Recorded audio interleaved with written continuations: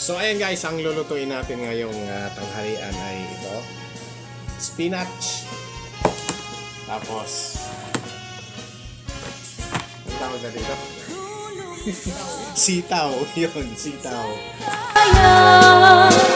Malaglagit ko di saya lakas ka man latay na ipinta dito'y panunot ko nga agrayo to'y sa diya.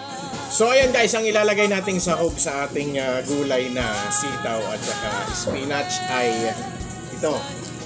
Kasi wala tayong available na ibang isda, kaya itong boneless na lang muna na galing sa Dagupan City. Ayan. Kita